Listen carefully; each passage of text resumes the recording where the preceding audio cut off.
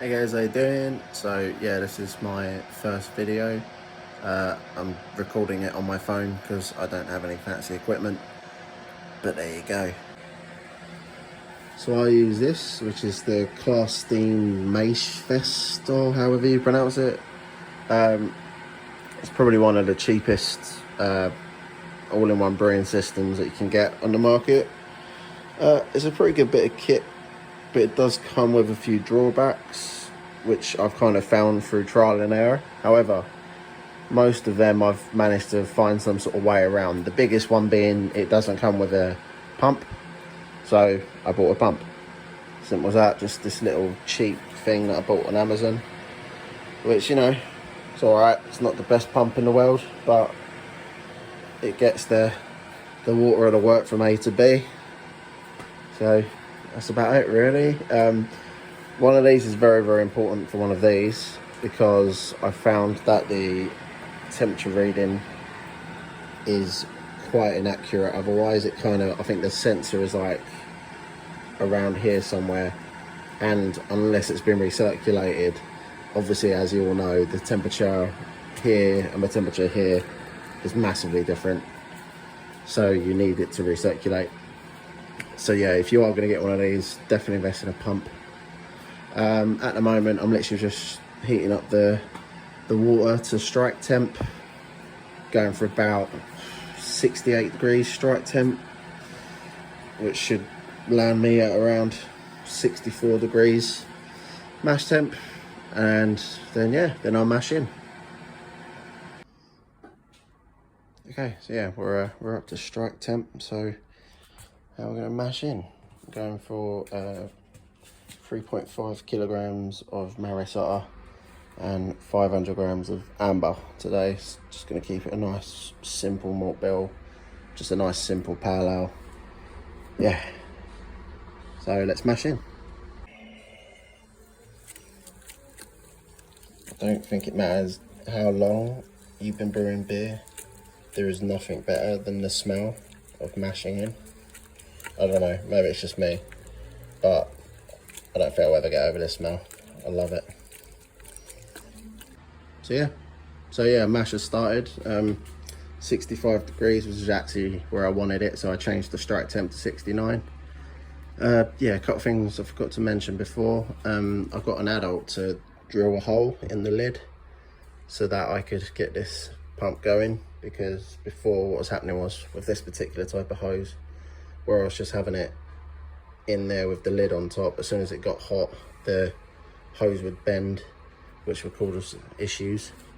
Obviously, if you get a decent type of hose, that probably won't be a problem. But yeah, if you can, get an adult or yourself to drill a hole in the lid for the hose to go through. It just makes life a hell of a lot easier.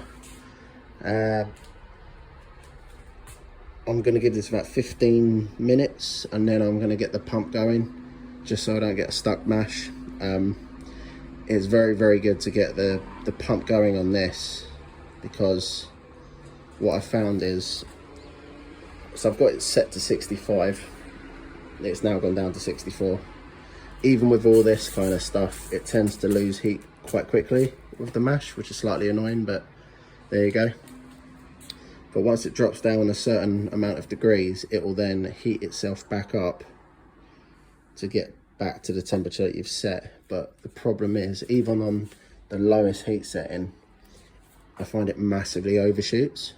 So it'll aim to get to 65 degrees, but it'll end up around 68, 69, 70, which is obviously not ideal.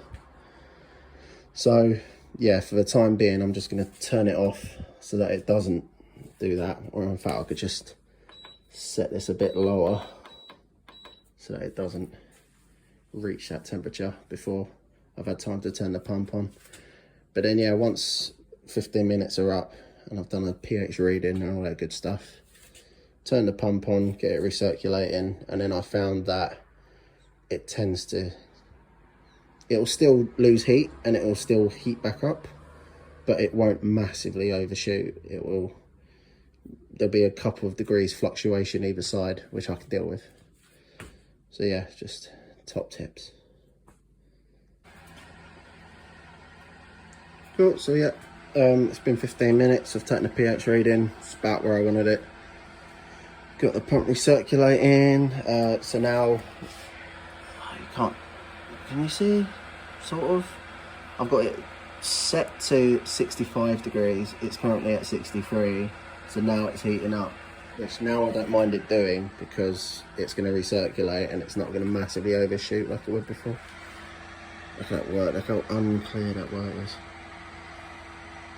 I love how see-through it gets after about an hour. It's lovely.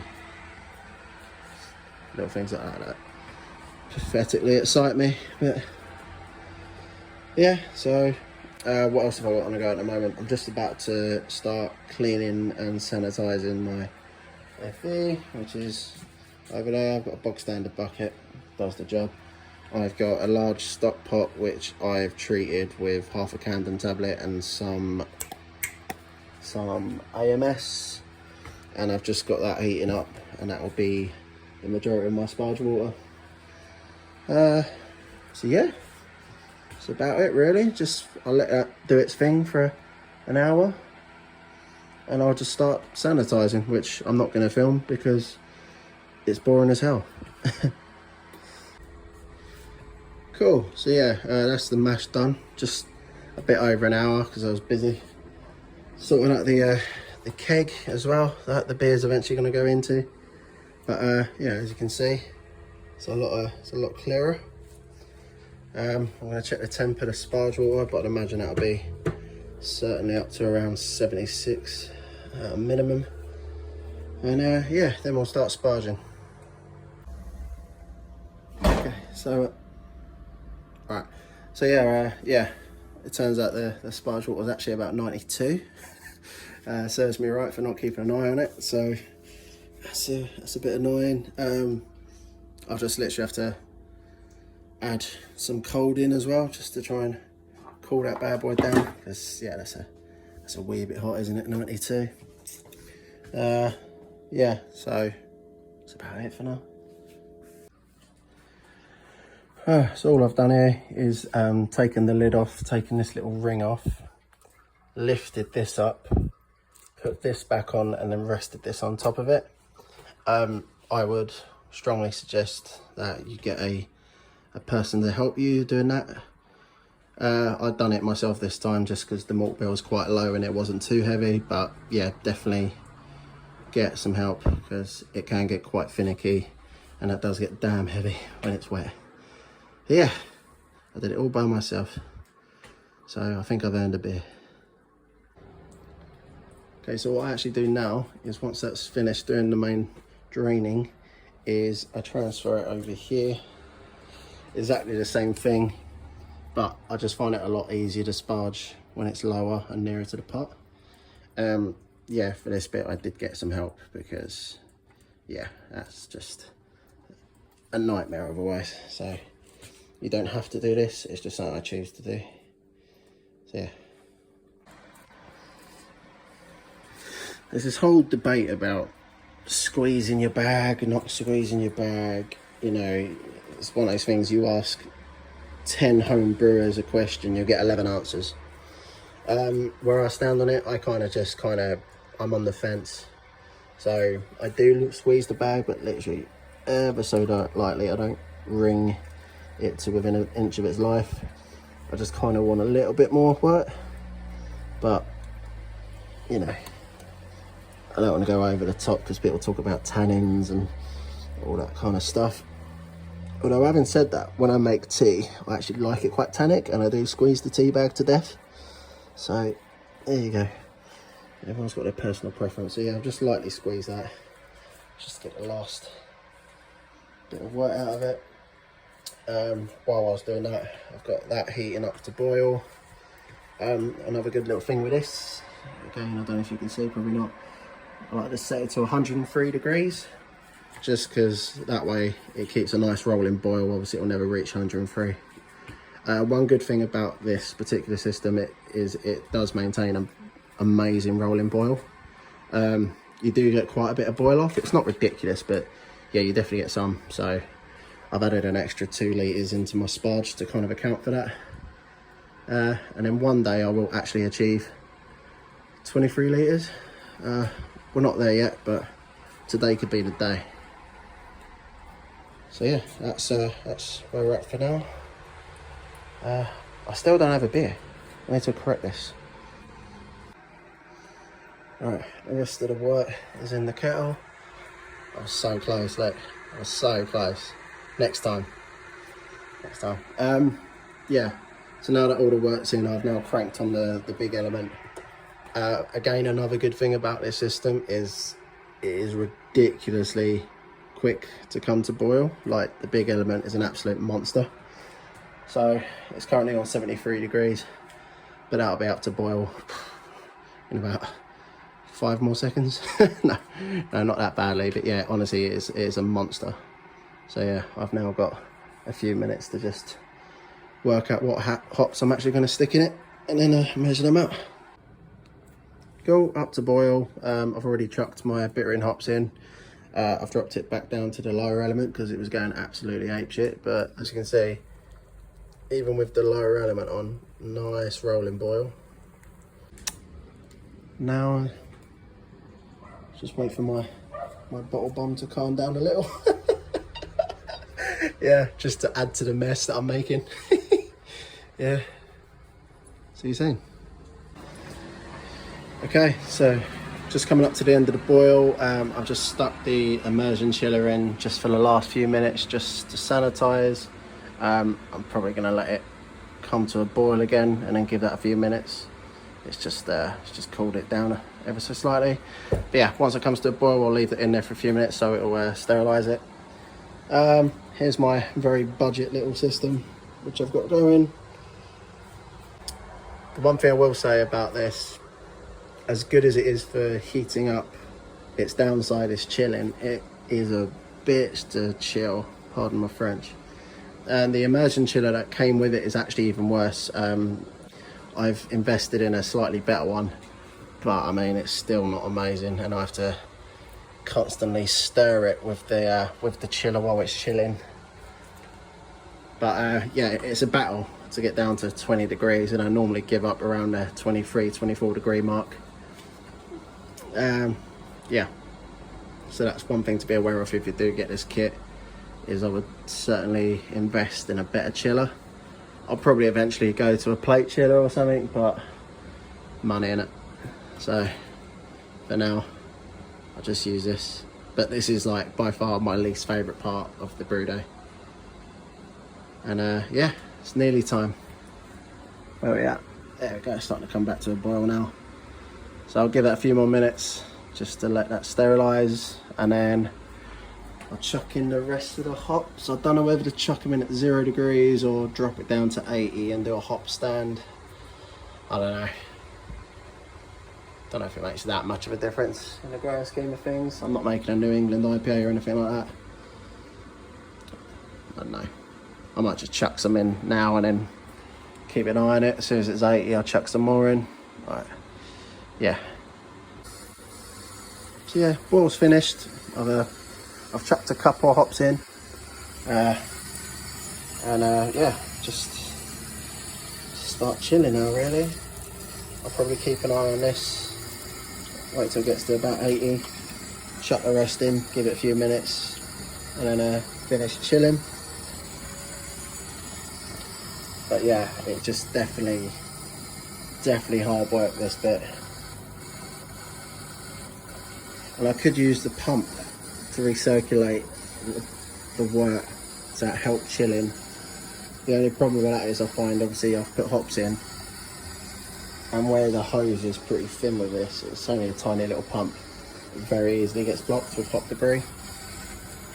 As I found out during the brew day, that wasn't fun. So I don't do that anymore. I was going to use muslin bags today, but typically when it came time to use them, I couldn't find them. So I had to change my recipe and just go with pellets. It never seems like a lot, does it? It's got barely in it. Smells good. Right, I'm going to give this a stir, otherwise we'll be here all day. Amazing, just by stirring it for a few minutes, yeah, I've ended up getting it down to 70 when I wanted to hold it at 80. So, oh well, not a big deal. I've chucked the rest of the hops in. I'll leave that now for about 20 minutes, and yeah, then I'll come back to it. So yeah, we're just waiting for the hop stand to do its thing, really. Thought we'll take this time to have some beer, speak to the camera a bit rather than be behind it.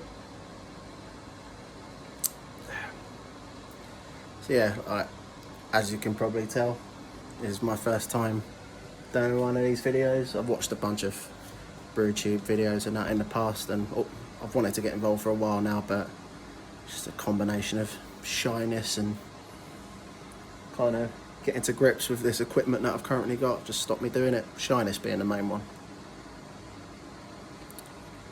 Yeah, I'm aware that my filming style and my waffling isn't ideal for these sort of videos, but I guess you've got to start somewhere. I know there's 1,000,001 videos on the Grainfather, but I've not really seen that many for this particular bit of kit, and I've kind of had to learn what to do and what not to do with this just by trial and error. It's a good bit of kit, to be honest. You know, obviously it's no Grainfather or you know, what's the other one? What's the expensive one? Brewing. It's nothing like that, but then, you know, it's about 600 quid cheaper than a Grainfather, and a mortgage cheaper than a Brewing, isn't it? So you get what you pay for, I guess. But I've made some pretty good beer with this thing. Sit there, just chilling away, literally.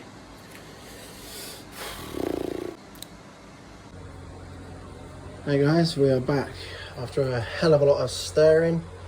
Managed to get down to 25, 26. If I'm honest, I don't think I'm getting it lower than that. It's still pretty hot. I can't imagine the water coming out the mains is particularly cold. So 25, 26, it's probably going to lose a degree or two en route to the FV. And to be honest, even if it's 24, 25 degrees, I'm using US-05. That's fine. I'm happy with that, really. If I get a couple of esters or phenols, it's just more flavour in it. So, yeah.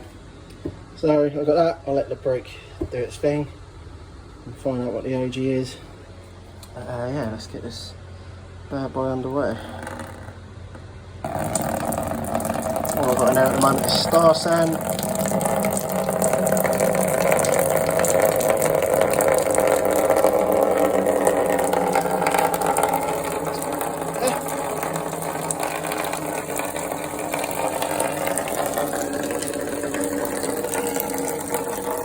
See you in a sec.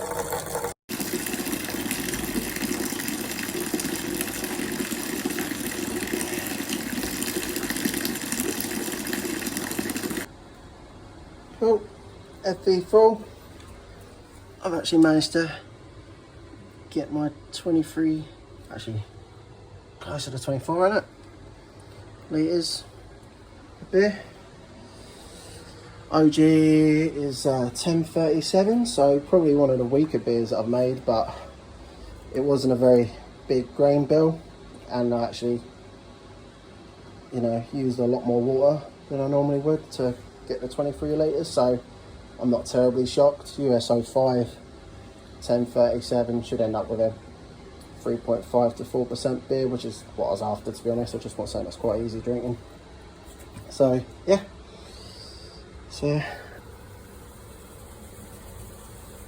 I know some people do a starter and hydrate their yeast and all that kind of stuff, but I don't think it makes a huge difference. I went to a Fermentis